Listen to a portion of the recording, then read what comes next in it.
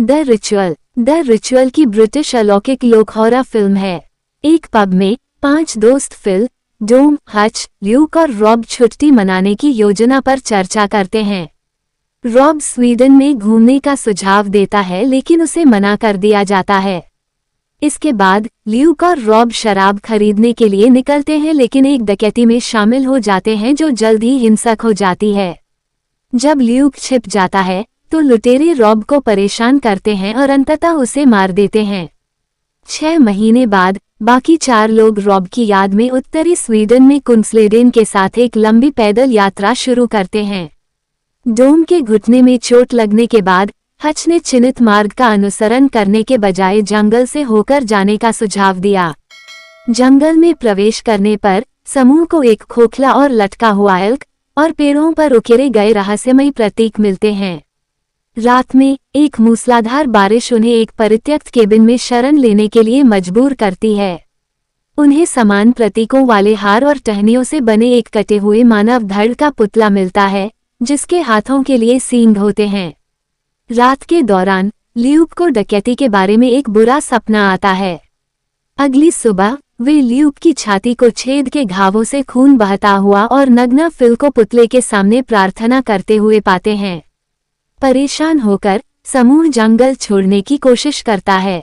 उनके स्थान को समझते समय ल्यूक पेड़ों के बीच एक बड़ी आकृति देखता है लेकिन डोम को उस पर शक होता है। उनके बाद की बहस में डोम ल्यूक को रॉब को मरने देने के लिए काय कहता है। उस रात बाद में फिल की चीखों से समूह जाग जाता है। हच गायब है और उसका तंबू आंशिक रूप से ढह गया है। शेष 3 उसे खोजते हैं लेकिन भोर होते होते उन्हें पता चलता है कि वे खो गए हैं। आखिरकार उन्हें पेड़ की शाखाओं पर लटका हुआ एक खोखला हच मिलता है और उसे अचानक दफना दिया जाता है। सूर्यास्त के आसपास फिल पर एक अदृश्य प्राणी द्वारा हमला किया जाता है और उसे घसीटा जाता है। ल्यूक और डोम भाग जाते हैं। उन्हें एक छोटी सी बस्ती की ओर जाने वाला एक मशाल पंक्तिबद्ध रास्ता मिलता है। एक झोपड़ी में भागते समय वे बेहोश हो जाते हैं। ल्यूक और डोम खुद को एक तहखाने में बंधे हुए पाते हैं।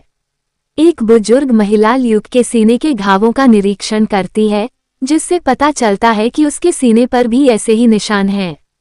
2 आदमी डोम को ऊपर की ओर घसीटते हैं और बाद में उसे पीटते और घायल अवस्था में तहखाने में वापस ले जाते हैं। डोम कहता है कि उसे उस जीव के लिए बलि चढ़ाया जाएगा और ल्यूक से भाग जाने का आग्रह करता है। बाद में जब डोम को शहर के लोगों द्वारा बाहर बांध दिया जाता है तो ल्यूक खुद को बंधनों से मुक्त करना शुरू कर देता है।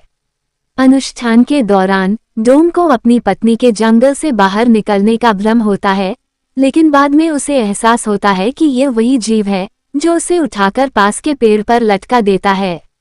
एक युवती ल्यूक को समझाती है कि यह प्राणी जोटुन मोडा है। यह एक प्राचीन देवता जैसी इकाई है और लोकी की संतान है जो बलिदान के बदले पंथ को अमरता प्रदान करती है।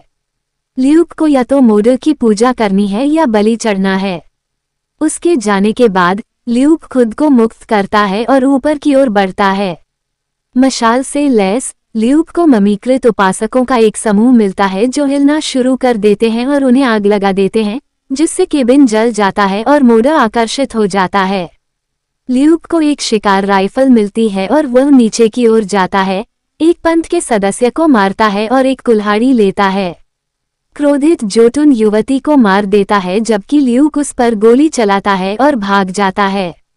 मोडा ल्यूक का पीछा करता है, रॉब की मौत के भ्रम से उसके दिमाग को अपंग बनाता है और फिर उसे पकड़कर घुटनों के बल पर ले आता है। ल्यूक झुकने से इनकार करता है, कुल्हाड़ी से उस पर वार करता है, फिर भाग जाता है। भ्रमकारी संकेतों और सूरज की किरणों का अनुसरण करते हुए वह एक खुले मैदान में उभरता है। जंगल से बाहर निकलने में असमर्थ मोडा गुस्से से दहाड़ता है। ल्यूक जीत की खुशी में चिल्लाता है और पक्की सड़क की ओर बढ़ता है।